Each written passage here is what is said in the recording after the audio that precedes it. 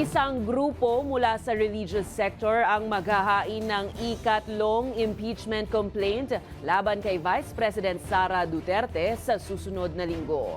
Pero ayon kay ACT Teachers Party List Representative Franz Castro, maaaring pagsamahin ang tatlong reklamo. Gayunpaman, aminado rin si Castro na magiging mahirap ang pagpasa sa impeachment sa natitirang 4 na session days ng Kamara. Gayunpaman, handa raw silang matransmit ito sa huling 3 araw. A group of religious people would file on next week.